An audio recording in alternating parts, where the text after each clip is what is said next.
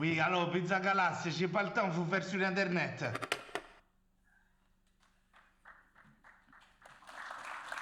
Si.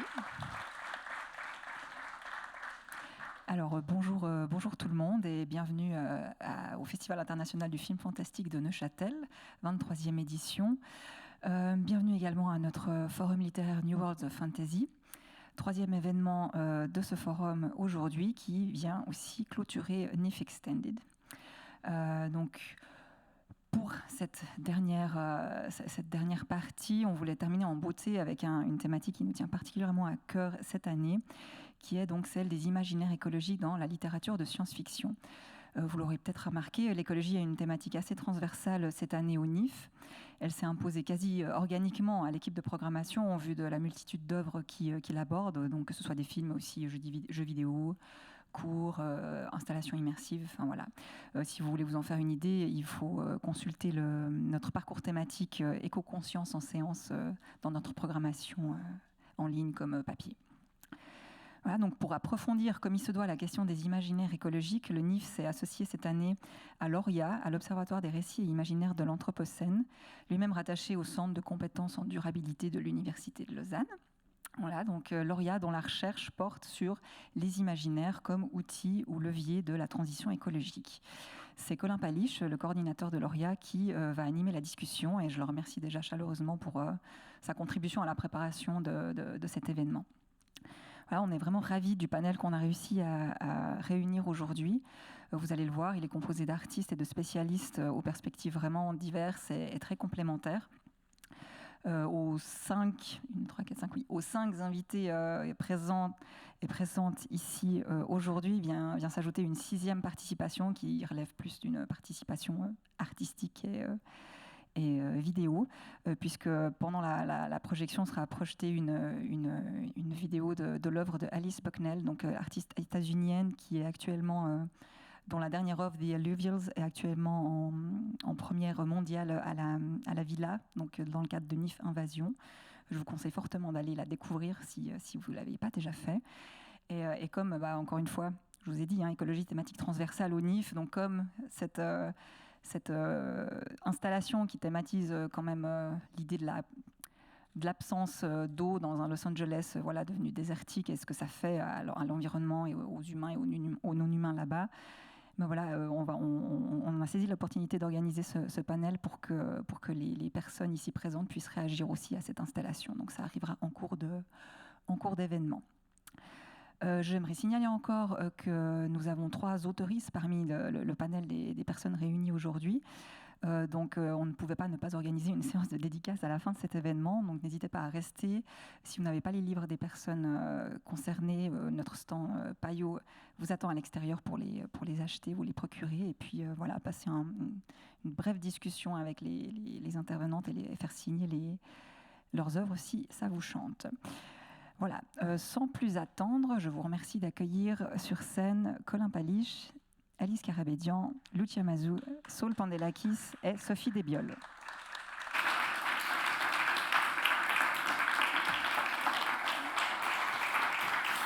Si jamais j'ai vu là-dedans.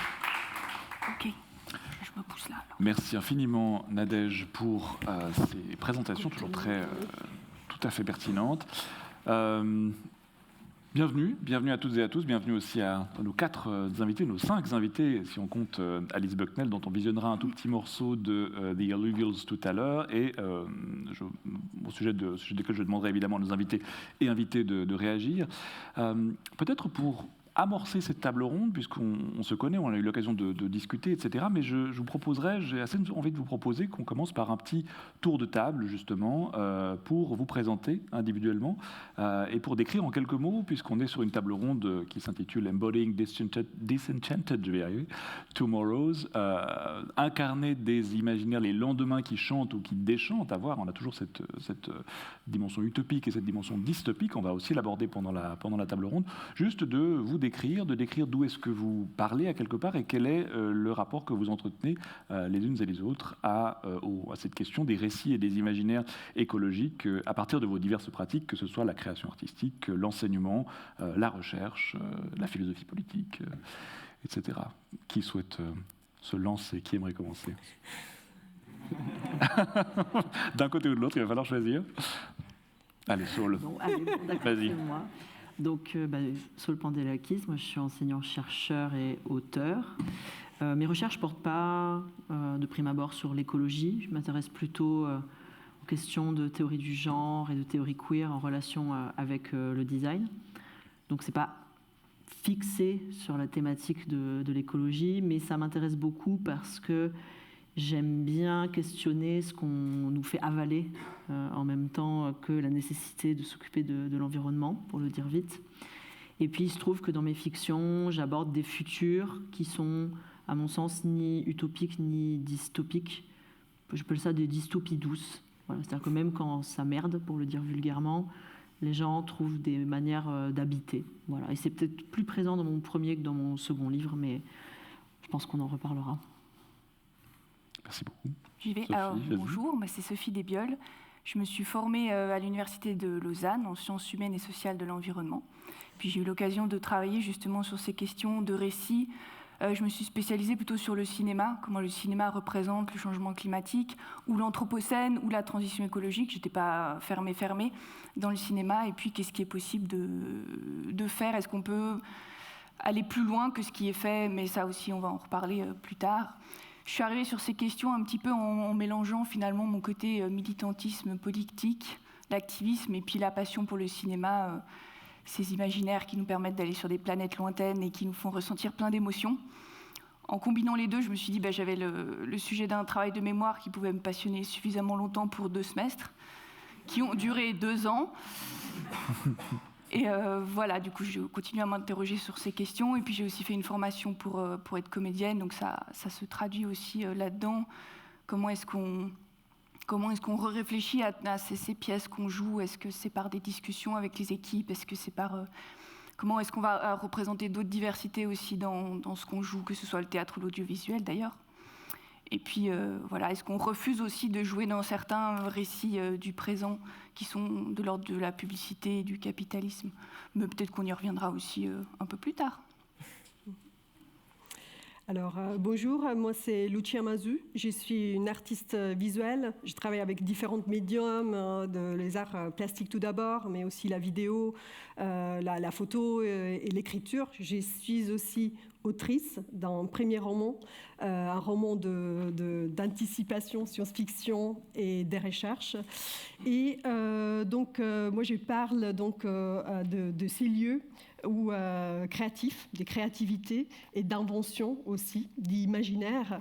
Et mon imaginaire et mon récit, en fait, il se situe dans une dimension temporelle qui est celle de l'après, d'un après-coup, en fait, qui peut être les futurs ou les présents, un présent ou un futur, dans lesquels, en fait, tout a été oublié, détruit. En fait, il faut recoller les morceaux, il faut reconstituer, il faut réparer et recréer du sens à partir de la perception des soi, de ce qu'on est, c'est comme en tant que sujet. Et donc, à toute cette réflexion s'associe un imaginaire, pour moi, aquatique, vu que je viens des Sardegnes, j'ai des origines italiennes, en fait, je viens de la côte, et un imaginaire corporel et aussi un imaginaire archéologique lié aussi à cette ancienne profession que j'ai exercée, qui était la restauration de tableaux et peintures murales. Et ton roman s'intitule « Sous la boue ». Il est ici et tu seras à l'extérieur aussi après la conférence, après la table ronde, pour dédicacer ce beau roman. On termine le tour avec Alice. Alice Karabédian, je suis chercheuse en philosophie politique, avec une formation au départ en lettres modernes, philosophie politique, là où j'ai fait une thèse. J'ai fait une thèse sur un auteur dont peut-être je vais avoir l'occasion de parler sûrement, qui s'appelle Iain M. Banks, qui a écrit un space opéra qui s'appelle Le cycle de la culture. Et voilà, j'ai eu la chance de pouvoir faire cette thèse dans un labo de sociologie et philosophie politique sur du space opéra. C'était assez génial comme expérience. Et donc mes recherches portent sur une reconceptualisation de l'utopie dans la SF, donc comment la science-fiction permet de repenser l'utopie politique. Et un peu comme Saul, la question écologique, pour moi, c'est pas mon sujet de base, mais partant du principe que l'utopie doit se soucier de toutes et tous et de tout, donc de la façon dont on s'habille à la façon dont on s'aime.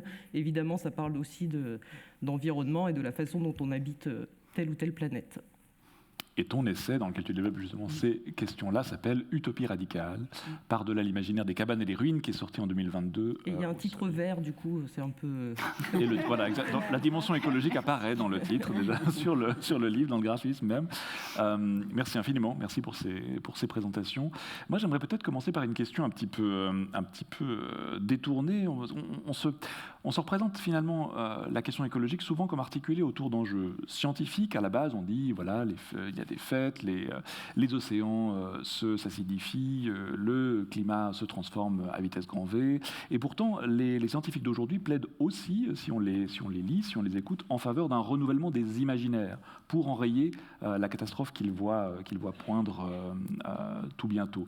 Et peut-être une des citations parmi ces préoccupations des scientifiques envers les imaginaires, on peut penser à la citation du physicien Aurélien Barraud, qui, dans un tout petit ouvrage qui est intitulé « Il nous faut une révolution politique, poétique et philosophique », c'est bien parce qu'on a ces trois dimensions, ces trois paramètres présents dans la table ronde, proclamait donc Aurélien Barraud « Nous avons bien davantage besoin d'artistes que d'ingénieurs face au désastre en cours. Notre problème n'est pas technique, il est axiologique et ontologique ». Peut-être une phrase un peu étrange de la part d'un physicien, quoique, lorsqu'on connaît un petit peu Aurélien Barraud. Alors, ma première question, c'était, selon vous, quel rôle les imaginaires peuvent jouer face aux effets concrets, justement, observables, empiriques, du changement climatique? Est-ce qu'ils peuvent, par exemple, nous aider à nous sentir plus concernés, à percevoir autrement cette question-là? Alice, puisque je reprends peut-être avec toi.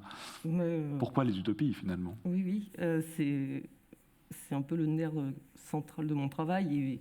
Et tu cites un physicien, on peut citer aussi Donna Haraway, mais on peut citer aussi plein de personnes qui font appel depuis un certain nombre d'années quand même aujourd'hui à un recours aux littératures de l'imaginaire et aussi à l'imaginaire en général en tant que culture pour contrer un peu le récit dont on a l'impression qu'il s'écrit sans nous.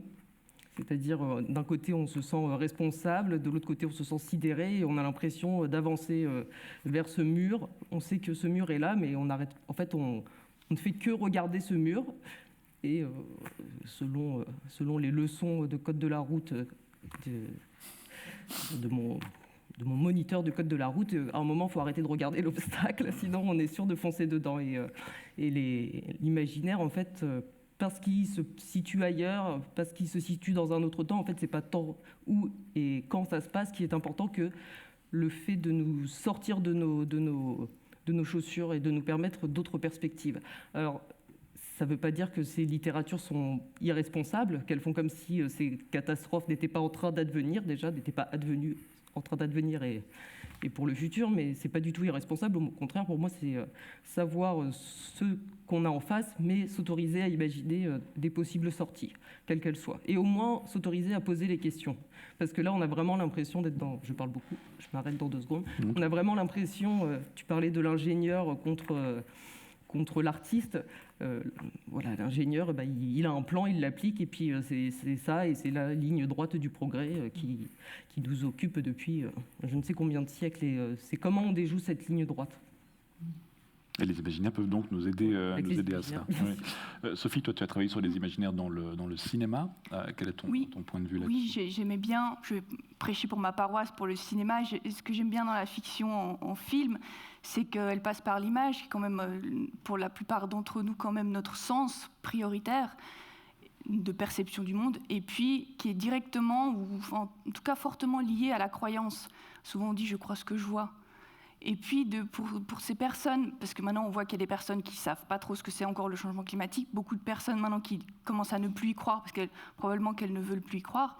Mais du coup, quand on passe par l'image, on force un peu l'apport de la croyance en y mettant en récit. On prend le changement climatique, c'est un peu des chiffres, c'est un peu des données, c'est un peu des trucs abstraits, les gens ne savent pas trop où, quand, comment ça va se dérouler, ou comment y réagir. On en crée un récit avec des images. Et du coup, on force un peu cette porte de la croyance en se disant, regardez, ça pourrait être comme ça, en fait, et donner une sorte de compréhension plus simple que le ferait un rapport scientifique.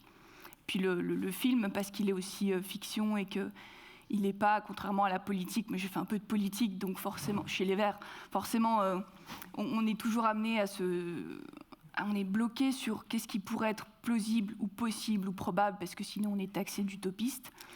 La fiction, elle n'a pas ça, parce que c'est de l'art, on peut aller où on veut. Elle est libérée de ce carcan du probable ou de ce qui paraît probable. Et puis elle peut aller vraiment dans autre chose, dans imaginer plein de solutions possibles de transition écologique. Et de nouveau, en les donnant à voir, elles les rendent peut-être un peu plus aussi concrètes, en se disant « Ah, mais oui, ça pourrait être ça, en fait, ça paraît moins impossible ». C'est ce que j'aime bien dans le film qui est lié à l'image. Je rebondis juste très très brièvement, mais puisque tu évoquais ton activité politique, quelle importance est-ce que c'est important de savoir raconter des histoires quand on fait de la politique, en particulier chez les Verts?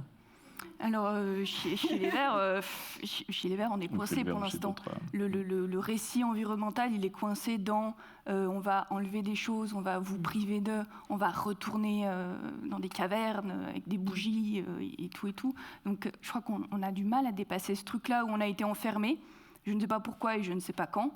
Mais en tout cas, le mouvement écologiste est pour l'instant coincé là-dedans et on n'arrive pas effectivement à raconter une autre histoire qui fasse envie.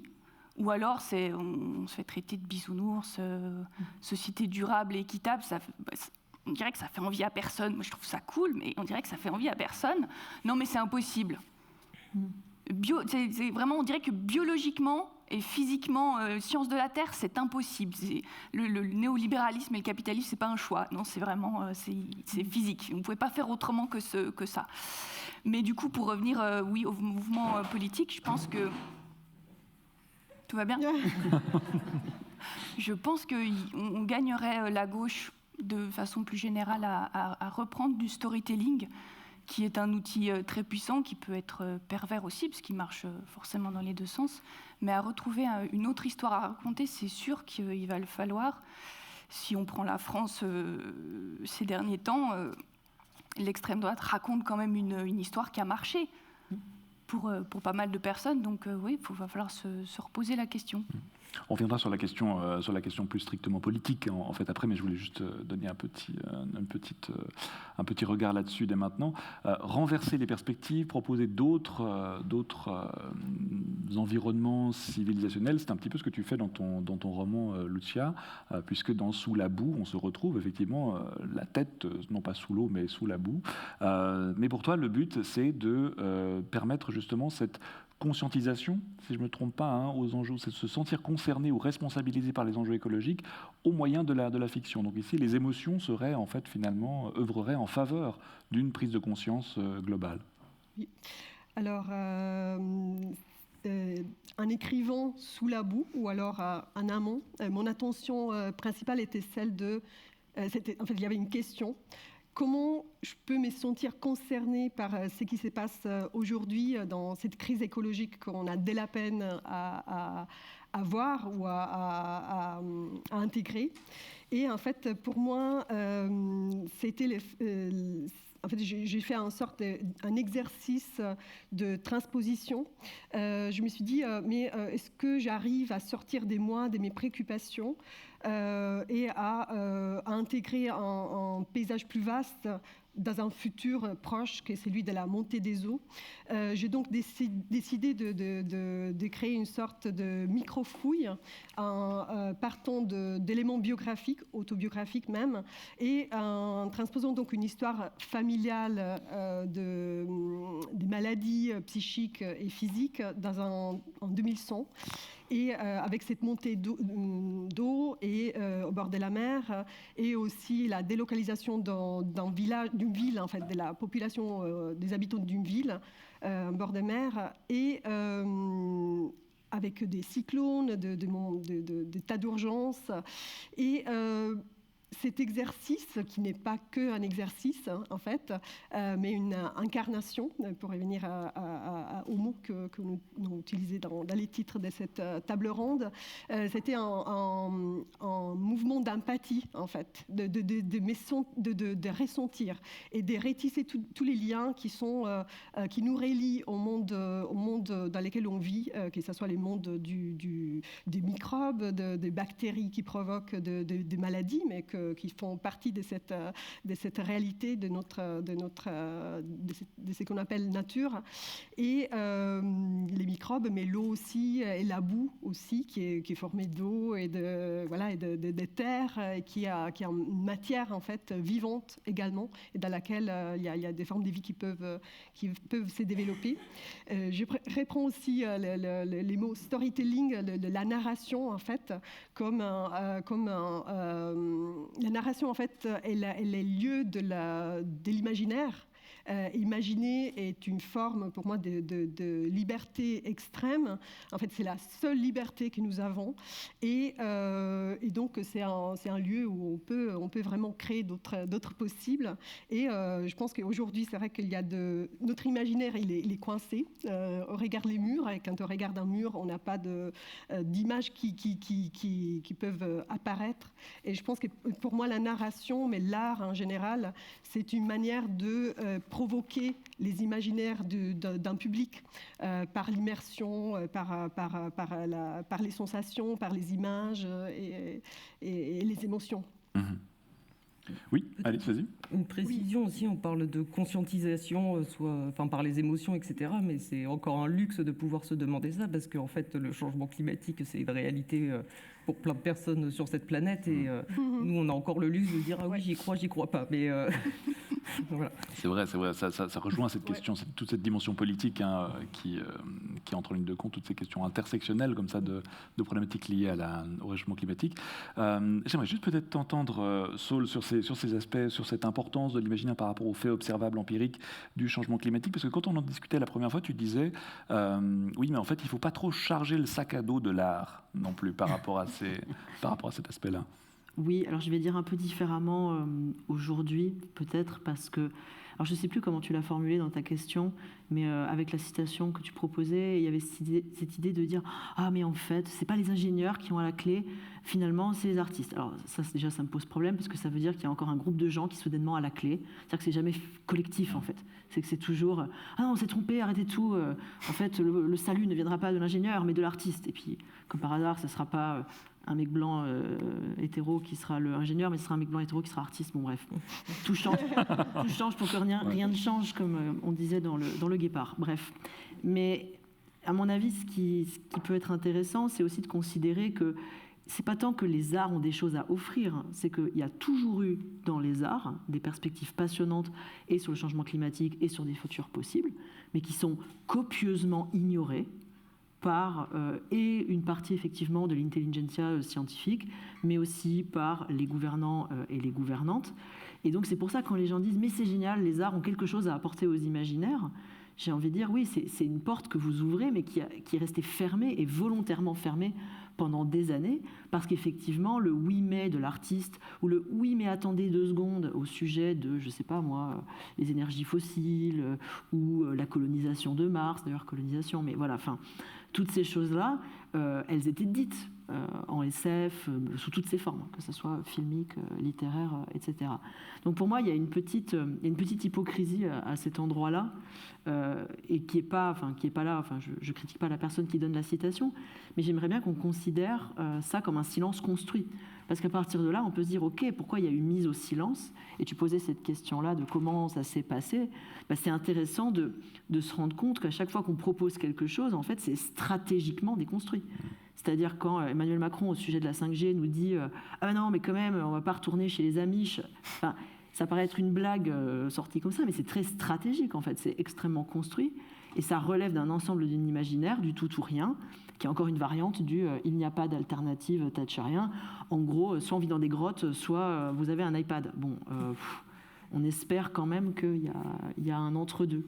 Et la richesse de l'imaginaire, c'est non pas de prédire l'avenir, on reparlera peut-être de cette question-là, mais de montrer des possibles, mais des possibles habitables. Parce que, et ça c'est aussi pour rejoindre ce que disait Alice, il y a une urgence à sortir de la sidération. Le problème aujourd'hui, et pour le coup Donna Haraway a des super mots pour le dire, elle dit « on nous demande d'inventer le futur sous peine d'apocalypse ». Voilà. Genre, si on ne trouve pas, on sera puni. Voilà. Il y aura quelque chose de terrible qui va se passer. Or, des choses terribles se passent déjà, des choses terribles se sont déjà passées, des choses terribles se passeront. La question, c'est, à mon sens, comment ça s'habite. Voilà. C'est pour ça que moi, je rentre jamais dans une histoire en disant « Bon, alors là, dans mon truc, j'explique comment on vit sans énergie fossile. » C'est sans doute très intéressant de faire ça, mais je préfère imaginer des mondes plus complexes et surtout pas des clés. Voilà. Pas, voilà la clé du futur, ça j'y crois pas trop. Enfin voilà, je sais pas s'il y avait ça dans la... Oui, tout à fait. Si je peux juste Oui, rajouter, tu dis copieusement ignorer, mais aussi maintenant récupérer pour l'adoucir ou un peu le retransformer. Quand je vois qu'Amazon ou Apple font des fictions climatiques, je m'inquiète de ce qu'ils vont en faire, de comment ils vont tourner les causes, les responsabilités et puis les solutions face à ça. Je ne les regarde pas, je les boycotte. Donc je ne sais pas, mais il faudrait que je les regarde. Mais voilà, on sait que le système dominant a tendance à récupérer un peu les critiques en son sein quand ça devient un peu menaçant et dangereux. Hop, il les récupère, il en refait autre chose qui va pouvoir le faire grandir.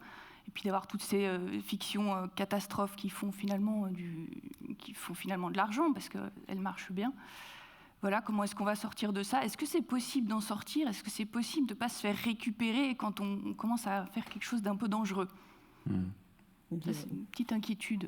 Alice, sur ce truc ingénieur artiste et qui va avec ce que tu dis sur la récupération, c'est que depuis toujours, la SF, c'est un réservoir d'innovation. Au MIT, tout le monde lit de la SF et on va piocher la nouvelle technologie dans un truc qui date de 70 ans. Sauf que ce truc qui date de 70 ans, en fait, a écrit tout un univers, tout un monde sur pourquoi cette technologie a fait foirer le monde. Et on est vraiment... Enfin, j'ai l'impression qu'on est dans un... que le technosolutionnisme, etc. aujourd'hui, en fait, c'est super rétro-futuriste. C'est vraiment t'as l'impression d'avoir les couvertures de Amazing Stories des années 20, quoi. Et voilà, il y a vraiment un côté réactionnaire sous couvert d'être super innovateur. Alors qu'en fait, c'est vieux et ça fait longtemps qu'on vous dit que ce vieux truc, il est dangereux. Oui, donc on a vraiment on rejoint cette question des stratégies, de ce qui est occulté par rapport à ce qui est volontairement ignoré, de ce qui est mis en valeur, de ce qui est mis en lumière par rapport justement à ce qui est plutôt caché sous le tapis. Est-ce qu'il faut parler, une question plus générique, mais peut-être aussi pour toi, Alice, de bataille des imaginaires aujourd'hui? Est-ce que finalement les représentations du futur ne seraient pas, un peu comme l'a dit aussi Saul par rapport à ces questions, par rapport à la citation de Macron, une manière d'intervenir sur les visions qu'on a du futur et donc sur la possibilité d'en changer pour faire en sorte que le monde aille mieux? Si, je milite pour la bataille des imaginaires et paradoxalement, en fait, on confisque le futur, c'est-à-dire il n'y a pas d'alternative pour le futur parce qu'on ne veut surtout pas que les choses bougent aujourd'hui. Et c'est là où c'est génial aussi la SF, c'est que sous couvert de nous parler de l'an 3640, en fait, ça nous parle toujours de choses très concrètes. Et on organise un petit festival sur les imaginaires techniques dans notre village en Bretagne de 400 habitants. Il faut expliquer ce que c'est qu'un imaginaire technique parce que la plupart des personnes ne voient pas à quoi ça peut renvoyer. Et il y a un exemple, là on va projeter un petit documentaire qui date des années 70, qui avait été commandé par la CFDT. C'est tourné dans les usines à La Hague, donc dans les centrales nucléaires. Et en fait ce documentaire il est génial parce qu'il montre le décalage entre la vision des personnes qui sont en costard et qui vendent le nucléaire et qui se disent on va faire ci, on va faire ça, c'est génial, et les ouvriers qui sont avec littéralement du scotch en train de réparer les tuyaux, quoi. Et je trouve que là, ça montre bien ce que c'est qu'un imaginaire technique, en fait.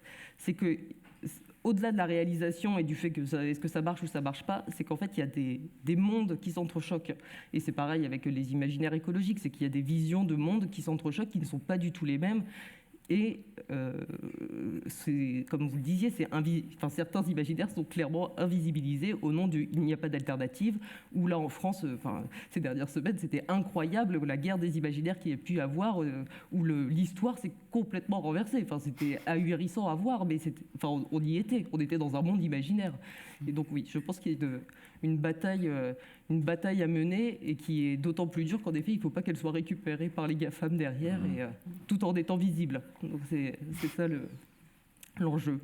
Parce que parmi les grands canaux justement de diffusion de récits et d'imaginaire, on a le cinéma, et le cinéma est aussi quelque chose, la littérature bien sûr, le cinéma, les jeux vidéo dont on a déjà très bien parlé avant, mais il y a aussi cette question finalement de quel est le type d'image que l'on diffuse par ces canaux majoritaires, et est-ce qu'il y a finalement des images fautives de notre rapport à la nature qui sont véhiculées et qui entretiennent cette difficulté qu'on a à se projeter peut-être dans un futur qui aurait changé. Alors, toi, tu as travaillé en particulier sur ces images, sur cette distinction entre images fautives et images, disons, cohérentes, d'une forme de rapport organique, symbiotique à la nature, dans ton travail de recherche, Sophie. Oui, donc j'ai essayé de regarder la grande quantité de films assez populaires qui traitaient de près ou de loin du changement climatique ou de changements planétaires liés à l'environnement ou à l'écologie. Et c'est vrai que c'est quelque chose qui revient beaucoup dans ces films, c'est le côté, ce changement planétaire ou l'écologie ou l'environnement, c'est forcément une apocalypse, c'est forcément une catastrophe. Alors je ne dis pas que ce qui va nous arriver n'est pas dangereusement problématique, mais dans ces films, il n'y a aucun moyen de voir l'environnement ou l'anthropocène, par exemple, ou la transition écologique, comme porteur aussi de possibilités, de quelque chose de nouveau qui serait mieux pour tout le monde. On reste dans quelque chose de très... c'est forcément négatif. D'où le problème aussi et le rejet du mouvement environnemental, si forcément l'environnement est toujours relié à quelque chose de très catastrophique. Et puis on est toujours dans quelque chose qui relève de la survie, du timing un peu du film catastrophe. Ça arrive plus vite que prévu, on s'y attendait pas, ça nous prend par surprise. C'est Macron qui aurait pu prédire que la crise climatique aurait des effets, alors que c'est totalement faux. Ça fait un moment qu'on pourrait mettre en place des stratégies d'atténuation. Mais voilà, ce timing du film, c'est toujours trop tard. Donc, pas besoin de remettre en cause le mode de vie capitaliste. De toute façon, c'est trop tard. Pas le temps pour des solutions d'atténuation, c'est trop tard. On passe dans un mode survie, à marche forcée, d'adaptation, où on va revaloriser ces figures survivalistes du héros masculin qui va sauver sa famille et quelques individus éparses. Et puis à la fin, on retombe dans... Voilà, le changement climatique, c'est aussi quelque chose de très ponctuel et brutal, mais qui s'arrête. Puis à la fin du film, il y a un nouvel état, stable. Voilà, on reprend du début, en fait. L'événement a tué la moitié de la population, donc on va pouvoir recommencer comme avant, puisqu'il y a plus de place. Les forts ont survécu, les faibles ont été éliminés. Tant mieux pour nous. Donc on se prive justement de ce que tu disais, d'une action collective et politique, choisie, pilotée, voulue, avec un temps de la transition écologique qui serait vraiment le temps de l'action. Donc tout ça, on s'en prive en fait. Puis voilà, je vous passe d'autres. Souvent, c'est la nature qui est vengeresse, qui vient se venger de l'humain. Elle n'a pas d'intérêt propre, elle n'a pas de valeur en elle-même. C'est pour ça que je me disais qu'une des façons de peut-être penser les choses autrement, c'était de se dire, est-ce que ce non-humain pourrait être autre chose qu'un décor sur lequel se déroulent des histoires humaines et puis redeviennent un actant avec des intérêts, des capacités d'action propres, des buts de vie. C'est difficile de ne pas anthropomorphiser après, du coup, il y a un petit équilibre à trouver. Mais de refaire du non-humain un acteur et de refaire de l'humain un sujet de la biosphère et pas un truc complètement hors sol. Voilà, en quelques mots.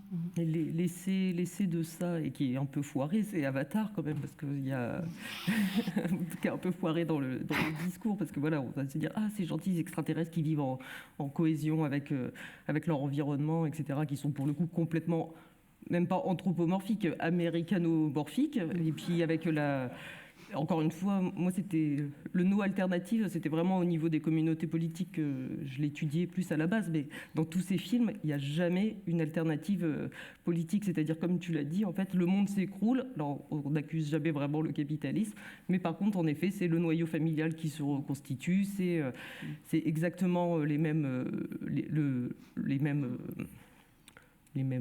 caractéristiques vraiment c'était mieux avant, tout allait bien en fait. Et ce qui fait que souvent je trouve la conclusion de toutes ces œuvres, c'est que c'est aujourd'hui que c'est bien.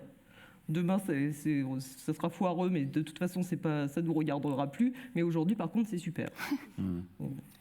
Oui, sous prétexte de... Pardon, vas-y. Non, je voulais dire que c'est justement les rôles de l'art, ou pas, voilà, de l'imagination, aussi un but qui pourrait être celui que moi, au moins, j'ai envie de répondre, de viser, c'est de trouver de nouveaux récits, en fait, de fabriquer des nouveaux récits, des nouveaux imaginaires, en essayant, en créant des alternatives à ce type de représentation plutôt binaire, les biens et les mal, la nature de ses côtés, c'est un objet que je peux dominer ou que je peux utiliser.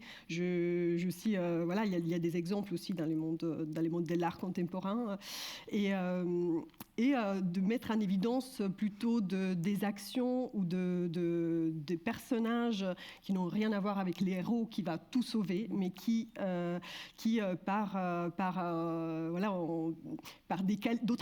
met en avant d'autres qualités. Alors dans mon livre, dans Sous la boue, il y a deux personnages en particulier, un personnage de la mère, hein, le personnage de la mère qui est la réparatrice, en fait, qui restaure et qui tient ensemble l'équilibre familial et qui passe normalement inaperçu et aussi qui prend soin. Et puis ensuite il y a un autre personnage, en fait, après post-apocalyptique entre guillemets, hein, quand l'eau est montée et puis en fait la narratrice elle revient dans la ville submergée. Il y a des groupes, en fait, des associations, des personnes qui récupèrent les objets affectifs qui sont engloutis par l'eau, mais aussi leur rôle, c'est vraiment d'écouter les récits communs et de les archiver. Mais en fait, donc en créant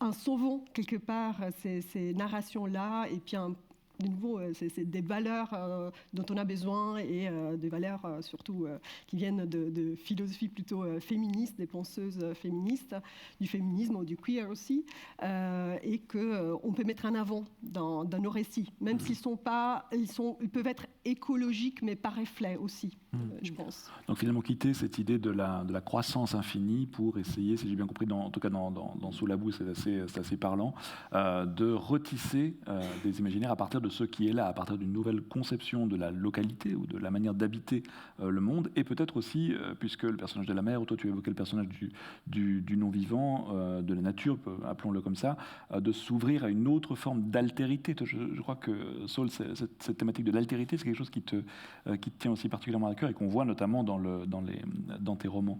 Oui, alors je peux parler de ça, mais je veux juste très courtement rebondir sur ce qui vient d'être dit et sur ce que tu as dit aussi en disant, voilà, il faut en finir avec cet imaginaire de la croissance infinie. J'ai l'impression que, bon, on va dire à gauche, puisqu'on parle aussi de ça, on parle d'imaginaire de gauche, donc nommons-le, il y a cette volonté, enfin en tout cas il y a une disponibilité au fait de penser à un après le capitalisme et de se défaire de nos attachements à la consommation, à la production de masse. Mais autant l'imaginaire de la production est questionné, autant un imaginaire qu'on ne questionne jamais, c'est l'imaginaire de la reproduction. Et ça va d'ailleurs avec la question que tu poses et mon propre travail, parce que l'implicite ou l'impensé dans toutes ces conversations, c'est qu'on doit survivre. Et alors je dis pas, alors tout de suite si je commence à dire, bon bah non, en fait c'est bon, c'est la fin de l'espèce, je vais vous démoraliser complètement, et en même temps, c'est intéressant aussi de poser la question. C'est-à-dire, vous savez, toutes ces conversations qu'on a souvent de si pour vivre tu dois tuer une personne mais personne ne le sait jamais, ou si tu as le choix entre sauver 1 ou 10, enfin, vous voyez ce genre d'exercice philosophico-éthique qu'on vous donne à réfléchir. L'implicite, c'est toujours comment tu survivrais dans l'apocalypse zombie. Enfin voilà, vous avez forcément eu une de ces questions un jour qui est surgie dans une conversation. Et encore une fois, l'implicite, c'est qu'on veut vivre, on veut survivre, mais enfin pas à tout prix.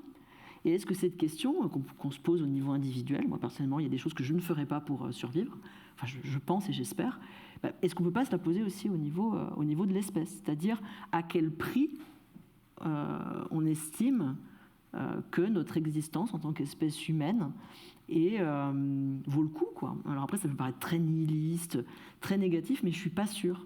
Parce qu'en acceptant de se poser cette question, on va creuser des questions qu'on ne se pose jamais, notamment les enfants. pourquoi faire des enfants ? Qui fait des enfants ? Qui a le droit d'en faire ? Quand est-ce qu'il faut en faire ? Quand est-ce qu'il faut ne pas en faire ? Et vous voyez, on sent tout de suite, ça se tend un peu. Hein, pas les enfants. Voilà. Et puis, même dans les situations, toutes les conversations écologiques, c'est voilà, mais moi, je me suis inquiet ou inquiète, je pense à mes enfants. Voilà. Ça revient toujours. L'écologie, c'est pour les enfants, c'est pour après. Ou l'enfant, comme le dit très bien le philosophe Lee Edelman, la figure de l'enfant, voilà, comme figure reproductive ou reproductrice de nous-mêmes. Bon, je n'ai pas apporté de réponse aujourd'hui, mais je pense que c'est une question, ça vaut le coup de se la poser. Et pas pour se dire que la meilleure solution est d'arrêter de faire des gosses. Pas du tout, hein, c'est pas ça que j'ai en tête. Néanmoins, dans la séquence Hartmann, moi j'imagine une disparition de l'humanité, mais pas violente, justement. Pas le cataclysme, c'est on s'éteint gentiment. Et en même temps, il y a des robots qui émergent, qui deviennent plus nombreux, et en fait, ils sont humains à leur manière, et c'est pas grave. Voilà. Et je pense qu'encore une fois, c'est pas pour dire c'est ça qui va arriver. Moi, je lis pas dans le mar de café, je trouve qu'on s'en fout. Mais c'est plus relâcher l'étau du sous peine d'apocalypse. Voilà. Est-ce qu'on peut arrêter de se faire peur 2 minutes et penser autrement à sa propre fin, y compris pour se dire bon, est-ce si grave ? Peut-être pas en fait. Je relâche et après je me dis ok, je fais quoi ? Et maintenant, après, il y a des philosophes, je pense à Shannon Mattern, qui proposent d'autres imaginaires. Elle, son truc, c'est la maintenance. Voilà. C'est pas produire, c'est pas reproduire, c'est réparer, faire que les choses marchent. Voilà. Après, il y a le care, sans doute, quelque part là-dedans, mais pas que. Voilà. Oui, la question du soin qui est assez, importante. Oui, vas-y. Je suis contente de t'en entendre parler, en fait. J'avais l'impression d'être seule sur ma barque à me dire, parce que c'est des questions que je me suis posées aussi. Parce qu'une espèce, elle ne peut pas être séparée de son environnement, elle se construit avec son environnement. Si on prend en compte que le capitalisme, c'est notre environnement, est-ce que réellement, en tant qu'espèce, on peut se sortir de ça ? Ou est-ce qu'il ne faudrait pas une nouvelle espèce humaine, peut-être pas, un mélange de quelque chose, je ne sais pas, qui prendrait la suite d'un humain qui ne peut pas vivre sans son capitalisme ? Et je voulais dire autre chose, mais j'oublie. Mais je suis assez d'accord avec toi dans le sens où aussi, et c'était un autre point de rebond sur la nature, voilà. Et la manière aussi dont c'est une des lignes argumentaires qui se développe. Alors celle-là, elle est fatale. C'est vraiment la crise climatique. Bon, il faut sauver la nature. On ne sait pas ce qu'on met dans nature d'ailleurs, hein. Mais il faut sauver la nature parce que c'est trop bien. C'est ça la nature. Et puis ce qui est naturel, c'est mieux. Oula. Et là, d'un seul coup, ça glisse. Oui, d'ailleurs, la pilule, est-ce qu'on en a bien besoin de ça ? Et puis, les gens avec leurs opérations, et puis leurs hormones, et puis les gens qui ont des prothèses, c'est pas naturel, ça. Oula, vous voyez ? Et moi, c'est ça qui me terrifie, en fait. Et à mon avis, la bataille, parce qu'on parle d'imaginaire, oui, tu parlais d'images de la nature. Il y a effectivement les images de la nature, mais il y a le mot nature. On va devoir en découdre. Et l'épisode électoral qu'on a vécu, là, je trouve, c'est cette question-là qui pulse derrière. La transition pour la suite est toute trouvée, puisque c'est question de à quoi ressemble la nature sans ou avec très très peu de traces humaines. C'est justement cette question-là qu'aborde Alice Bucknell, dont on parlait tout à l'heure au début, dont on va voir maintenant un petit extrait de l'œuvre The Alluvials, et je vais vous demander, donc, qui thématise la ville de Los Angeles au prisme de la question de l'accès à l'eau, et on verra qu'il y a effectivement d'autres vivants qui apparaissent dans ce petit film. On peut le projeter. Je vous demanderai de réagir après la séquence.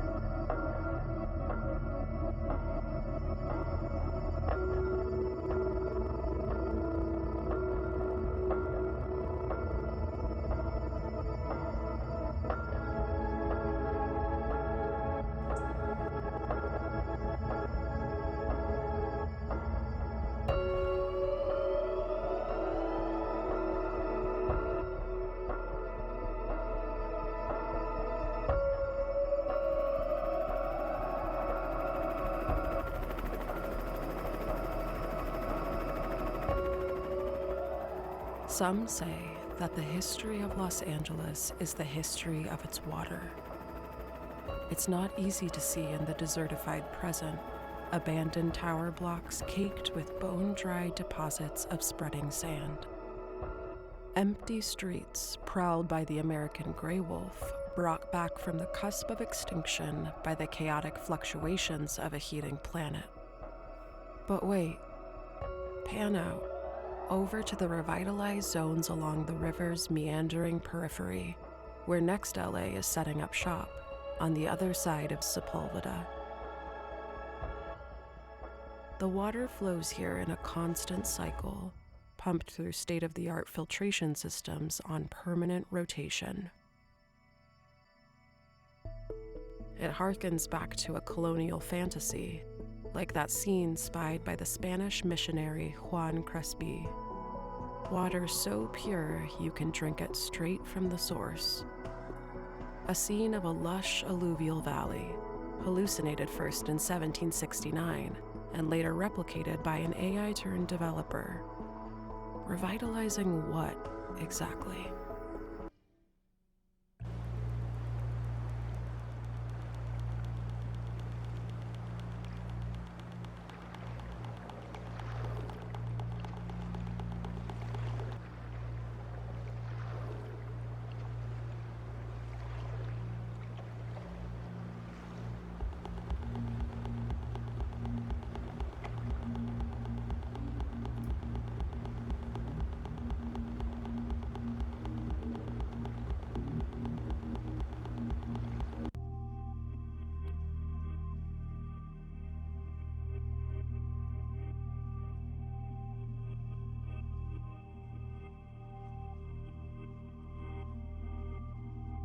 Its namesake Desert Park ends up in the gutted ruins of the Great American Water Engineering Project.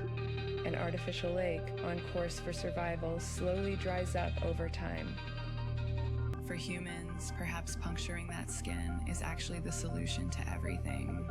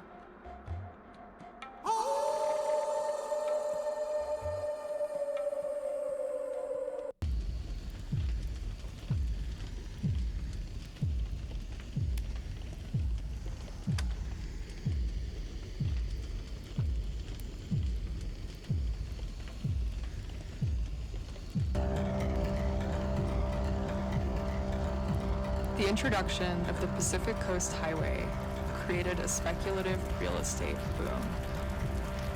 In the 1890s, a prominent real estate psychic declared occupation of the mountains as the city's own manifest destiny. Gated communities went up and the fires kept burning.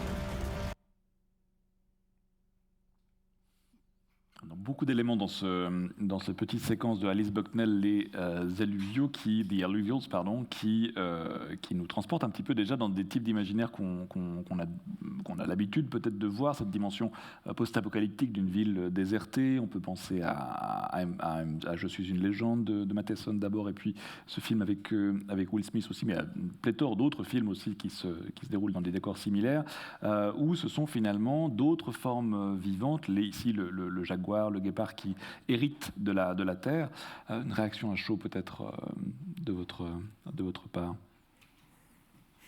Alice, comment est-ce qu'il faut percevoir ton petit sourire? Ou alors quelqu'un qui effectivement, dont le matériau cinématographique est le premier objet d'analyse.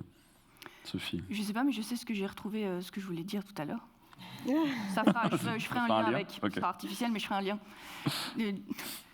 L'idée de dire, finalement, il y a eu des disparitions d'espèces dans l'histoire de la Terre. Est-ce que la meilleure façon de retrouver de l'humilité et de se réintégrer dans la biosphère, c'est aussi d'admettre que nous sommes une espèce qui pourrait disparaître? C'est possible. C'est possible. Maintenant, pour faire le lien avec ça, je vais trouver un truc. La disparition. La disparition, effectivement. La disparition. Non, mais en fait, moi, ce qui me fait penser, c'est que moi, j'ai travaillé plutôt sur les films. Je me suis jamais intéressée vraiment aux jeux vidéo. Mais ils ont l'avantage d'un côté plus immersif aussi.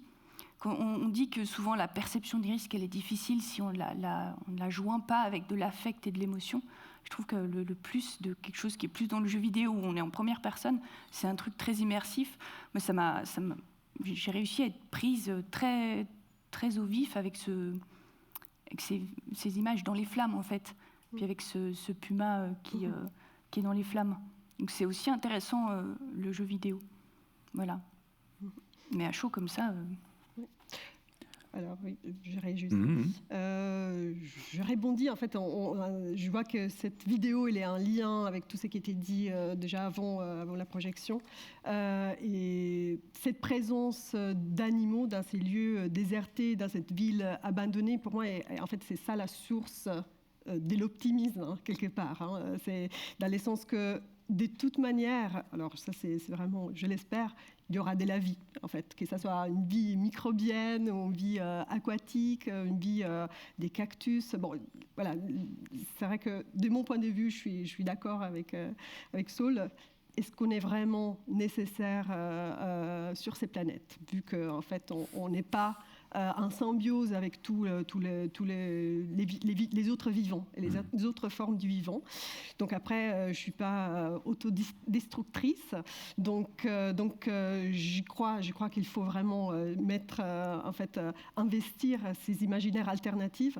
Et je trouve aussi qu'au niveau sensoriel, les moments où il y a le feu, voilà, c'est vrai, j'ai eu un moment d'empathie avec l'animal, les félins, même si en étant un monde numérique, ça, voilà, pour moi, il y a un peu des distances, mais c'est vrai que voilà, cette immersivité permet vraiment de s'y plonger. Alice Carbédian, est-ce qu'une utopie radicale est une utopie sans humain? Est-ce qu'on est face à une radicalité utopique dans ce petit film? Une utopie radicale est une utopie sans humain. Je suis très partagée. C'est très compliqué d'être utopiste parce que d'un côté, on est super la rage, on est super nos futurs, et de l'autre, on a quand même une conscience qui fait qu'on... Je disais, on a de la rage, mais on a aussi une conscience qui fait que finalement, on garde espoir.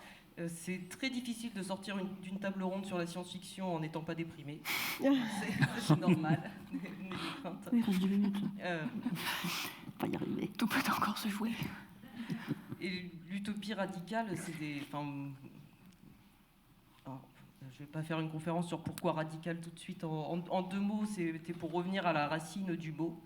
Radical, faisant référence à une racine. Donc, utopie, le bon lieu et le non-lieu. Et c'était de redorer un peu le blason de l'utopie, de se le réapproprier aussi, parce que je serais contre toute personne qui dit que l'utopie, c'est être naïf, par exemple, ou qui dit que l'utopie, c'est aller coloniser Mars et refaire la même chose que ce qu'on a fait sur cette planète, etc. etc. Donc, c'est une redéfinition du terme utopie, vraiment dans un sens radical. Et comme tout à l'heure, je disais, l'utopie prend en compte tous les aspects de la vie. C'est aussi pour ça qu'elle s'appelle radicale. C'est-à-dire que ce n'est pas une utopie totale, parce que là, tout de suite, on voit poindre le totalitarisme au bout, l'enfermement. Ce n'est pas une utopie globale, parce que là, on voit poindre le capitalisme et la globalisation, l'uniformisation, etc. Et du coup, c'est une utopie radicale qui se veut donc une utopie subversive.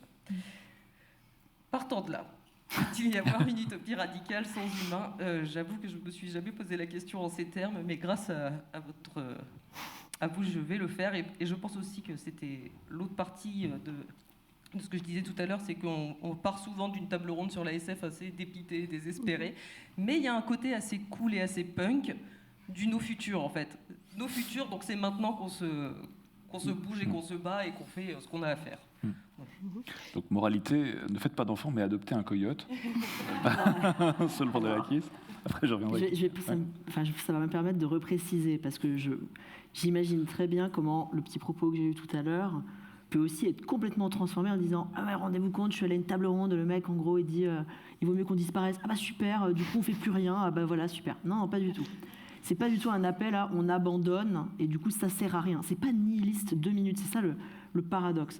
C'est vraiment justement que paradoxalement, contempler sa propre fin et au-delà de celle-ci, la fin de l'espèce, est curieusement un mouvement, enfin un moyen de réempouvoirment. Voilà. Oui. Et surtout, en finir avec les imaginaires de la reproduction, ça ne veut pas dire ne plus avoir d'enfants. Et moi je ne suis pas contre les gens qui ont des enfants, j'ai des amis qui en ont plein, il n'y a pas de souci. Non mais je veux dire, puis je les aime bien, je ne suis pas pour leur suppression, quoi. Il faut vraiment être très clair, parce qu'en plus ça peut vraiment être détourné comme propos. Mais c'est par contre assumer et revendiquer le fait que collectivement, notre reproduction, par le fait de faire des enfants, c'est pas la chose qui nous porte. Voilà. C'est pas le truc premier ou central. Voilà. Et là-dessus, je pense que c'est un peu punk. C'est pas et c'est un peu nos futurs, mais c'est pas nos futurs dans le sens de tout s'arrête, on meurt tous. C'est plus on n'est pas futuriste. Voilà, on arrête de vivre pour ce que vont faire nos enfants ou dans cet imaginaire générationnel là de moi je fais ma vie, puis mes enfants après moi, et puis leurs petits enfants. Voilà, on se sort de ça et du coup on rêve autre chose. Voilà.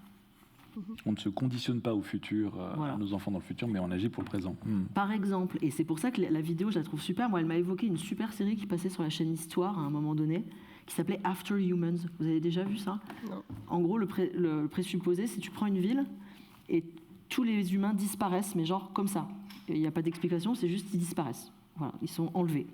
Et ça analyse heure par heure, puis mois par mois, puis année par année, ce qui se passe sans la maintenance des humains. Et c'est à la fois triste, mais à la fois hyper beau. Et moi, c'est typiquement regarder ça, ça me redonne du pouvoir d'agir. Parce que je me dis, en fait, quand on n'est pas là, c'est quand on n'est pas là que ça s'effondre. Et plutôt que de se dire, on va subir un monde en ruine, on se conscientise comme des gens qui font de la maintenance, plutôt que des gens qui reproduisent. Je lutte pour que vous partiez avec de l'espoir. C'était la dernière question, c'était la question de l'espoir. Mais Lucia, s'il vous plaît. Oui, je voulais revenir au fait qu'on part après une table ronde sur des questions écologiques, on part déprimé. Alors je pense que c'est bien. c'est un point positif. Je pense à l'étape du deuil, en fait. Là, en général, on est dans un déni de ce qui se passe aujourd'hui dans ce monde. Et en fait, il y a 5 étapes du déni. Il y a du deuil, pardon. Les dénis, la colère, les marchandages, la dépression, et ensuite l'acceptation. Et seulement avec l'acceptation de ce qui est là, donc c'est un peu l'exemple que tu proposes, seulement avec l'acceptation, on peut agir, en fait. Tout est détruit, c'est la ruine, tout est en miettes, mais voilà, c'est un élan vital, en fait, de reconstruire quelque chose, de garder quelque chose et de continuer la vie sur Terre, ou aussi pour les humains. Voilà, c'était un peu... Je suis assez d'accord, et en même temps, pour pas qu'on soit complètement déprimé, un des propos de ce livre, qui est quand même sous-titré Par-delà l'imaginaire des cabanes et des ruines, l'objectif était quand même de trouver les moyens, dans la fiction, etc., de ne pas arriver complètement à ce monde de cabanes et de ruines. Et donc il y a l'acceptation et le fait que oui, si on n'était pas sur Terre, etc., enfin tout ce dont on vient de parler, mais... il faut surtout pas voir tout ce qu'on raconte, comme l'a rappelé Sol, et comme tu viens de le faire, comme quelque chose de... Voilà, on laisse tomber, et c'est très bien comme c'est. Non, c'est pile l'inverse. Oui, juste encore un petit mot. En faisant, je pense, de nouveau un peu, en se disant... l'espace dans lequel on vit, c'est pas un background, c'est pas un arrière-plan, mais on va y mettre un pied dedans. Et en fait, il faut les considérer comme un espace de rêverie, d'imagination, un exemple vie, tout simplement. En fait, les éléments de la nature, les animaux, les microbes, les lichens, voilà, ce sont des exemples de survie, en fait. Qui arrivent à vivre aussi dans des conditions extrêmes, et aussi un espace de poésie, en fait. Pour moi, c'est ça qui tient. C'est vraiment cette imagination fertile. Est-ce qu'il faut continuer à penser, dans ce cas-là, et ce sera la dernière question avant qu'on ouvre le questionnement à l'ensemble des personnes présentes, est-ce qu'il faut continuer à penser le monde comme quelque chose à sauver, ou au contraire quelque chose à maintenir? Ma question était, on a vu qu'il y avait cette dimension politique évidemment à maintenir ou autre chose en fait, mais on voit aussi beaucoup au travers des mouvements militants ou des imaginaires véhiculés, portés par les mouvements militants, que ce soit pour le climat, que ce soit pour d'autres causes égalitaires, qu'il faut sauver le monde, que le monde a besoin d'être sauvé. Est-ce que ça, c'est pas une gigantesque preuve? Je me fais volontairement l'avocat du diable, mais pour avoir milité aussi un petit peu, mais la question de est-ce que c'est pas une preuve d'arrogance de dire le monde, il faut le sauver, il faut être le sauveur ou les sauveuses du monde, ou est-ce que là aussi il nous faut un autre imaginaire que le monde comme quelque chose à sauver? Mais je pense que le piège est dans le monde. Je pense que notre monde est à sauver, est à arranger, à transformer, à subvertir, etc. Mais en tout cas, il y a quelque chose à faire avec ça. Donc je pense que le piège est vraiment dans le fait de sauver le monde. Comme je disais au tout début, en fait, on parle de situations qui n'auront rien à voir avec celles à l'autre bout du globe ou même à quelques kilomètres d'ici. Donc je pense que la pluralité des situations appelle à une pluralité de réponses.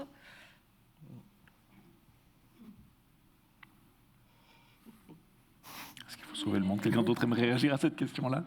Oui, il y a une phrase, alors je réagis parce qu'il y a une phrase d'un historien, de l'historien Patrick Boucheron qui vient de sortir un tout petit livre qui s'appelle Le temps qui reste, et dans lequel en fait il dit la seule véritable catastrophe, c'est la continuation de la catastrophe. Ça rejoint ce que tu disais, c'est-à-dire qu'on est déjà dans des temps catastrophiques. On sait que la biodiversité s'effondre, on sait qu'il y a des régions du monde dans lesquelles il va faire trop chaud, il fait déjà 50 degrés, 40 degrés. On vient de vivre le mois de juin le plus chaud de l'histoire. Sauf en Bretagne, je tiens à préciser. Sauf en Bretagne, venez en Bretagne, rendre visite à Alice dans le festival dont tu parlais, sur les imaginaires sociotechniques. Mais finalement, la continuation de la catastrophe, la seule véritable catastrophe, c'est la continuation de la catastrophe. Est-ce que ça, c'est une phrase qui vous parle? Est-ce qu'on peut ouvrir peut-être aussi J'ai l'impression qu'on avait un peu répondu sur le monde à sauver. Enfin, de toute façon, le problème du monde à sauver, c'est que c'est fait pour des sauveurs. Il y a des gens qui vont se raconter que grâce à eux... on en a soupé de ces imaginaires-là. Je pense que je l'ai entendu, l'histoire du héros. On a peut-être autre chose à faire. Et puis... en fait, je pense qu'il faut aussi nommer les catastrophes. Parce que la catastrophe... Ce qui me dérange aussi un petit peu dans certains discours écologistes, parce que d'autres sont plus affûtés, mais c'est toujours « Ah, la catastrophe !» Alors, la montée des eaux, les températures, évidemment, c'est très grave. Je ne suis pas du tout en train de dire que ce n'est pas important. Mais c'est important de reconnecter tous les petits mondes qui s'effondrent quotidiennement. Alors, je vais prendre un exemple bête. Il n'y a pas longtemps, sur les réseaux sociaux, je vois qu'un Cégide ferme à Lille. Les Cégides, vous savez, c'est les lieux où vous allez vous faire tester pour les MST, le sida, tout ça, de l'accompagnement, santé reproductive, santé sexuelle. Ça, c'est un monde qui se finit, en fait. Voilà. Et c'est sûr que quand on se dit écologie, on ne pense pas aux Cégides de Lille, immédiatement. Alors qu'en fait, ça fait partie de nos habitats, ça fait partie de ce qui rend le monde habitable pour des gens. Pour des gens, c'est la différence entre vivre et mourir, en fait. Donc, si on veut sauver des trucs, et même si on a envie d'être un sauveur, il y a 1000 trucs à sauver. Un théâtre qui ferme, une librairie qui n'y arrive pas, un journal qui va plus publier alors que c'était un petit journal de gauche, on en a bien besoin. La liste est infinie en fait. Voilà. Cherchons les petits mondes à sauver. Et dans ce cadre-là, est-ce que... C'est la question qu'on voulait transmettre à la question ensuite à Nadège, qui nous a très très gentiment introduit à cette table ronde. Est-ce qu'un festival comme le Festival du NIF contribue à, non pas forcément à nommer les catastrophes, mais en tout cas à faire en sorte que nous puissions contribuer à les sauver, à sauver tous ces petits mondes, comme disait Saul?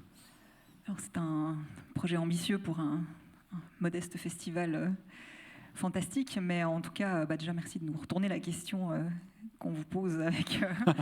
voilà. C'est mon rôle en tant que modérateur. Oui, je pense que le NIF aussi, depuis quelques années, et puis notamment avec les rétrospectives thématiques qui ont cours là, depuis 3 ans, donc aujourd'hui, cette semaine, c'est celle sur les élites. Enfin, voilà, on essaye de faire un peu ça. La facilité, si j'ose dire, qu'on a, ou en tout cas l'opportunité, c'est qu'on est un festival de cinéma de genre et de cinéma fantastique. Et que par définition, c'est un cinéma de la transgression, enfin en tout cas, pas tout, pas toutes les œuvres évidemment, mais il y a une longue tradition de la transgression, de la marge, enfin c'est un genre qui a été marginalisé, qui est encore, qui a été déprécié pendant longtemps. C'est un genre qui parle beaucoup de marginalité, qui rend visible les invisibles, les minorisés, donc voilà, si effectivement, là, l'idée, c'est d'essayer de saisir ces opportunités pour parler de ça. Et puis, c'est aussi le but de ces rétrospectives, c'est de voir comment les représentations, les imaginaires, les récits évoluent sur 100 ans de cinéma par rapport à une thématique précise. Donc, cette année, c'est les élites. L'année passée, c'était les femmes, les représentations féminines. Et puis, celle d'avant, c'était Scream Queer. Donc, c'était tout ce qui était minorité de genre et voilà, et queer. Donc... oui, nous on essaie de faire, si les gouvernements nous ignorent les imaginaires écologiques, et on essaie de donner une plateforme aussi, c'est un des objectifs. Le deuxième objectif, c'est évidemment de se tourner vers le public et d'espérer que les personnes repartent d'ici avec une vision du monde, une vision de la situation, une vision des œuvres qui sont projetées ici ou plus tard. Voilà, un petit shift comme ça, en tout cas, aussi infime soit-il, dans la façon dont on a de percevoir les films qui parlent d'écologie et de catastrophes écologiques et de comment sauver le monde. Voilà. Donc voilà, on espère que c'est ce qui va ressortir de cette table ronde qui était très riche. Et je vous remercie déjà beaucoup pour tout ça. Ouais.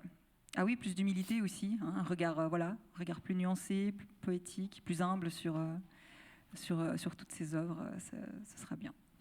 Et je vais arrêter de prendre du temps au public pour ces questions et me tourner directement vers la salle. Tournons-nous du coup vers la salle pour la suite de la discussion.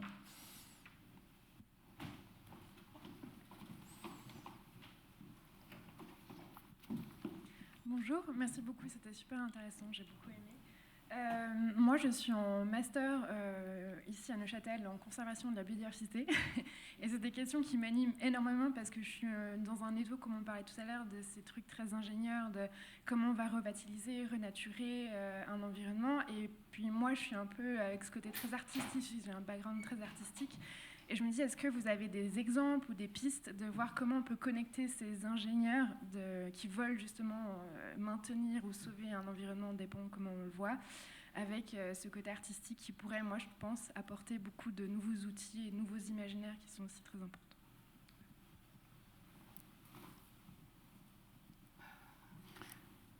Moi j'en ai un. Alors en fait j'en ai un qui les contient tous, parce qu'en fait si vous lisez Vivre avec le trouble de Donna Haraway, c'est des pages et des pages d'exemples. Alors, il y en a un que j'ai vaguement en tête où c'est comment des gens pucent des pigeons.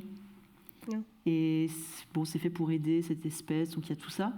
Mais finalement, tout le projet de puçage des pigeons devient un moyen pour des enfants issus de quartiers pauvres de se reconnecter à la nature. Enfin, globalement, des animaux auxquels ils donnaient des coups de pied avant, mais parce qu'en fait, on a pour coutume très souvent en Occident de considérer que les pigeons sont des rats avec des ailes. Et du coup, ce projet-là, apparemment, travaille cette question-là. Mais c'est un projet parmi des milliers. Elle parle aussi d'un jeu vidéo qui a été fait par des populations autochtones au Canada. Enfin, en fait, il y a une production incroyable. Ce qui manque, finalement, c'est pas tant les œuvres que les moyens de diffusion des œuvres, d'où aussi l'intérêt des festivals. Moi, j'ai pas trop bien compris la question. C'était en fait, comment stimuler les ingénieurs et les scientifiques pour qu'ils soient plus sensibles, en fait, à une sensibilité différente. Oui, c'est ça. Je trouve que justement, il y a ce côté très émotionnel et de la sensibilité qui est totalement ignoré, en fait, en sciences dures, en biologie, qui, pour moi, est un problème. Oui. Et du coup, je me dis, mais comment est-ce qu'on pourrait les atteindre? Comment on pourrait un petit peu changer cette vision-là? Enfin, s'il y a des pistes ou pas. D'accord. Moi, à part Donna Haraway, alors, en parlant des livres, il y a un livre qui est intitulé Art of Living on a Damaged Planet, qui est écrit par des biologistes, mais pas seulement. Et alors moi, ça a été vraiment une grande stimulation et une grande découverte, parce que ça me permettait de voir les choses différemment, voir les mondes naturels de manière différente. Donc là, Donna Haraway, elle est aussi biologiste, une philosophe, et puis en fait, voilà, c'est très, son langage, notamment, elle est très, très créatif, on peut dire. Voilà, c'est une histoire des points de vue. Puis sinon, il y a beaucoup d'artistes qui travaillent. Maintenant, il y a beaucoup d'artistes qui travaillent avec les naturels, pas les naturels, avec ces thématiques-là. Maintenant, je n'ai pas de propositions directes, mais voilà, ce livre. Mais... Moi, j'ai vu un film qui a été décrit un peu comme le demain américain, qui s'appelle The Biggest Little Farm. Peut-être si c'est des ingénieurs très très durs et que quelque chose de trop différent les choquerait, c'est une petite approche déjà un peu soft, parce que c'est très dépolitisé, on ne remet pas du tout en cause quoi que ce soit, mais c'est deux Américains qui décident de quitter la ville puis de s'installer dans une ferme. Et le mec, il est caméraman, donc il va filmer pendant, je sais pas, 10 ans tous les progrès qu'ils font. Et ce que je trouve qui était en tout cas assez joli, c'est le fait que voilà, ils mettent en place des solutions, et puis ça crée un autre problème. Donc il y a un prédateur qui arrive, donc il faut trouver comment, le plus naturellement possible, désolé c'est un petit raccourci, on peut retrouver d'autres solutions pour recréer un écosystème. C'est américain, c'est feel good, moi je trouve que c'est une première approche gentille pour mettre le pied à l'étrier des gens qui sont vraiment pas du tout dans ce truc-là.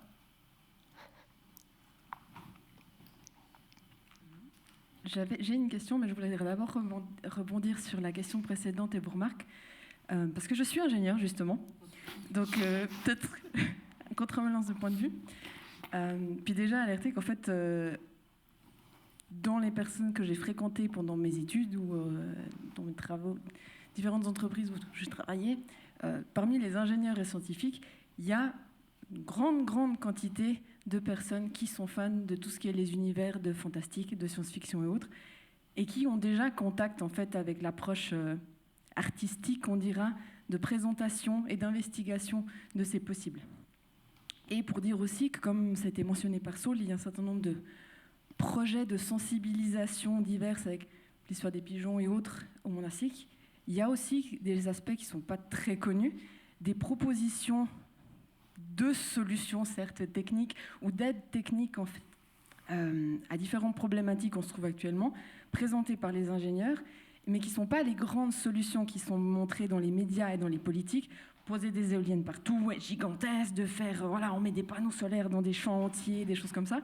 Non, des solutions qui sont déjà, si elles étaient mises en œuvre, beaucoup plus accessibles et faciles à mettre en œuvre, parce qu'elles impliquent de s'installer dans ce qui est déjà, par exemple, des sortes de mini-éoliennes à mettre simplement sur tous les poteaux des villes pour profiter du courant de la circulation, des autoroutes et des choses comme ça, ou des mini-centrales hydrauliques si on veut, mais à mettre simplement, il y a un cours d'eau, bah, là il y a une mini-cascade, allez, on fout un truc qui peut nous apporter, certes, pas l'énergie pour alimenter une ville, mais la maison à côté, c'est déjà ça. Et il existe beaucoup de solutions comme ça qui sont une solution technique en approche plus douce, mais qui ne sont pas du tout mises en avant. Et pour continuer sur des solutions aussi, il y a aussi, vous parliez de voilà, le monde à sauver, et puis moi je ne pense pas que le monde doit être sauvé, c'est nous qui devons être sauvés pour survivre dans ce monde. Le monde, il n'a pas besoin de nous. Et il y a eu, il y a quelques années, au Royaume-Uni, je ne sais plus exactement où, dans une zone qui était une zone marécageuse, je crois à l'origine, ou quelque chose comme ça, où il y avait des gros problèmes justement de destruction de la biodiversité, l'environnement et autres, et il y avait un laboratoire, un centre de recherche de l'université qui travaillait là-dessus pour voir comment on peut faire. Et à un moment, ils ont tenté le pari, bah, on va rien faire. On va juste foutre la paix à cette zone pendant X années et voir ce qui se passe. Et ce qu'ils ont vu, c'est qu'effectivement, la planète, elle n'a pas besoin de nous. La zone, elle s'est régénérée d'elle-même, elle s'est récupérée. Les espèces animales, les insectes, etc. sont revenus. Donc le point, c'est pas la planète, elle n'a pas besoin d'être sauvée. C'est nous qui devons sauver la façon dont on vit avec la planète pour sauver notre environnement, puis voilà, voir si notre espèce, elle peut survivre et s'adapter, ou est-ce que, finir au revoir, quoi.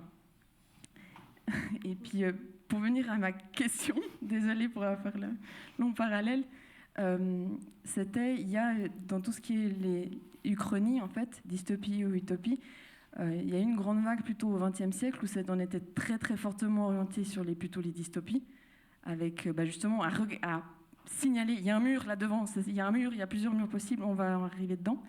Puis maintenant qu'on est plus près, il y a plutôt un mouvement en fait d'utopie et de nouveaux genres en fait d'utopie, pour justement effectivement se dire si on a vu que regarder dans le mur ça servait à rien. J'ai beaucoup aimé la métaphore, et puis présenter en fait justement d'autres possibilités. Et est-ce que vous pensez que c'est une bonne approche, qu'effectivement on a trop parlé de la catastrophe et des problèmes, et qu'en fait maintenant ce qu'il faut, c'est proposer des solutions et des alternatives peut-être pas de survie, mais d'autres vies justement, et puis que cette mouvance en fait maintenant pourrait être partie de la solution. Déjà, tout d'abord, merci pour la première partie de votre intervention qui est... parce que c'est pas évident quand on parle d'écologie, parce que voilà, on a l'impression que d'un côté, il y a le technosolutionnisme horrible et que de l'autre, c'est technophobe, il faut surtout pas de technique, et ça renvoie aussi un peu ce que disait Saul tout à l'heure sur l'emploi du terme nature et où ça peut nous amener, l'essentialisation, etc. Et du coup, la nécessité que nous avons dans nos travaux divers et variés d'être critique, en fait, d'être critique, parce que c'est pas, la technique n'est pas forcément le mal absolu, de la même façon que c'est pas la solution merveilleuse à tous nos problèmes. J'allais rebondir sur la question qui était... Montrer plus d'utopie. Est-ce qu'il faut montrer plus d'utopie aujourd'hui? Est-ce que la dystopie a fait son temps? Oui, en fait, ce qui est terrible, c'est que... Et ce qui est l'échec... c'est pas un échec, parce que reste de ces œuvres, c'est pas un échec dans le sens où reste de ces œuvres dystopiques du XXe siècle, le fait que c'était des œuvres assez magistrales malgré tout, malgré le fait que en fait, leur avertissement n'ait pas fonctionné. Et aujourd'hui, on est dans... Je pense que c'est assez inédit, j'étais pas là en 1950, mais je pense que c'est assez inédit à notre période, en effet, d'être tellement habitué à la dystopie, que en fait c'est un genre qui malheureusement, alors que c'était censé être le genre le plus politique et le plus responsable de la SF quand même, aujourd'hui semble ne plus avoir cette fonction d'éveil politique. D'où aussi l'apparition en effet de plein de sous-genres comme le solarpunk, le hop-punk, etc., qui sont pour l'instant plus des cultures que des œuvres, et quand le corpus est quand même pas encore complètement constitué, mais en tout cas ça dénote du moins de ce besoin d'essayer d'inventer des alternatives. Et c'est le problème de l'utopie, c'est que c'est très compliqué à formuler. C'est quelque chose de radicalement différent, c'est très compliqué à formuler. Et après, il y a plein de critiques qu'on impute à l'utopie, mais voilà, on en parlera plus tard si vous voulez.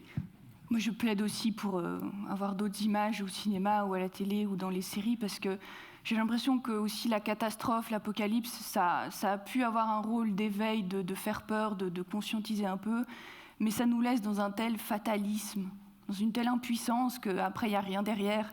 Tandis que c'est ce qui a fait un peu la force du film Demain de Cyril Dion, ce qu'il est arrivé un peu sur stéro, où tout le monde voit des trucs catastrophes en se disant « ouais, super, mais on peut rien faire ». Puis lui, il arrive avec un truc « attendez, je vous montre des trucs qui sont possibles ». Avec tous les critiques qu'on peut faire à ce film aussi, il n'est pas parfait, mais de commencer à dresser et tisser aussi ces petites histoires différentes, de montrer que c'est possible, que ça pourrait advenir, je pense que... moi, je plaide pour ça, en tout cas, oui. Mais ça me fait penser... moi, je trouve un film qui a fonctionné... Et c'est Don't Look Up, et je trouve que c'est génial que ce soit un film absurde, en fait, parce que j'ai l'impression qu'il a eu un gros impact, ce film, et que ce soit le pas de côté, l'ironie qui fasse plus prendre conscience que n'importe quel film post-apo, parce qu'en effet, dans un film post-apo, on ne craint pas la catastrophe qui arrive, on se demande juste comment nous, on va survivre. Est-ce qu'on aura le bon flingue et les bonnes munitions contre l'apocalypse zombie, etc. On ne se demande pas du tout comment on empêche l'apocalypse, on se demande juste combien de zombies on va exploser. Et du coup, Don't Look Up, dans ce sens-là, je trouve, a a pas mal marché parce que ça nous sort de nos gonds, et c'est un peu ce que je disais sur l'utopie. Enfin, c'est, avant d'être un programme ou même des solutions, c'est la capacité à poser les questions différemment. On a peut-être le temps de prendre une dernière question, et allez-y. Dorota Letelska, moi je m'occupe beaucoup de catastrophes climatiques et notamment je suis une des personnes qui ont constaté qu'elles étaient plus graves que prévu dans les années 2015-2016, enfin cette dernière dizaine d'années. Et donc ça a des conséquences concrètes que maintenant il y a déjà des morts qu'on n'a pas évitées parce que les catastrophes n'étaient pas assez bien prévues. D'autre part, il y a peut-être une accélération du réchauffement climatique, donc ces deux choses se cumuleraient. Et justement, je me demandais si vous aviez des livres ou des films sur, par exemple, des orages, d'immenses orages avec des centaines de tornades ou une montée du niveau de la mer fulgurante, des choses comme ça. Je serais intéressée à voir ça. Je crois qu'il y a un film qui sortait là avec une histoire de tempête. Ah bah c'est le remake de Twister, non? Oui. Twister. Ouais. Oh oui, des films comme ça, il y en a à ne plus pouvoir, ne plus savoir qu'en faire. The Storm, Twister, Le Pic de Dante. Il y a les Sharknado aussi, ils sont incroyables. C'est des tornades de requins. Non mais incroyables. Mais c'est... Ah non. Non. Mais ce que vous voulez dire, c'est d'un point de vue scientifique, c'est-à-dire est-ce qu'il y a des dans la hard science fiction, est-ce qu'on peut anticiper au moyen de est-ce que la fiction aurait, si je vous entends bien, une dimension potentiellement programmatique sur ce qui pourrait arriver, c'est ça? Non, enfin, ce serait intéressant d'avoir justement des films avec d'immenses orages. Je pense que ça pourrait nous apporter quelques informations utiles, nous faire nous rendre compte de quelque chose une partie des phénomènes, nous y serons vraiment confrontés. Dans le jour d'après, c'est très utile. Un film sur lequel tu as beaucoup travaillé, Le jour d'après, par exemple. Le jour d'après, mais c'est pas du tout réaliste. Enfin... Qu'est-ce que tu en sais? Je sais juste que dans Le jour d'après, je l'ai pas vu, mais tu n'as pas vu le jour? Non, j'ai pas vu Le jour d'après, mais mon père l'a vu, je sais pas pourquoi, et m'a parlé d'une scène. Il était outré pour montrer à quel point c'est pas réaliste. C'est qu'il fait très froid, c'est ça? Et à un moment, il est dans une bibliothèque et pour se réchauffer, il brûle les livres plutôt que les étagères. Et voilà le no alternative. Mais il commence par les livres des taxes, pas par les grands classiques. Mais effectivement, il brûle pas les tables. C'est peut-être moins facile à faire. Tu sais, s'il y a un petit vernis dessus, ça prend peut-être pas feu facilement. Et c'est polluant. Merde. Alors, dans tous les cas, la bibliothèque, tout le monde meurt asphyxié. C'est bien, ça tourne en comment on va survivre. Dans tous les cas, survivaliste. C'est ça. Dans tous les cas, en tout cas, les livres de Alice Karabedian, de Lucia Mazou et de Saul Pandelakis, ne les brûlez pas. Faites-les signer. Faites-vous signer votre propre exemplaire à la sortie, puisque on va devoir, je crois, s'interrompre gentiment. Un immense merci à nos quatre invités. Merci à vous aussi d'être restés ici longtemps.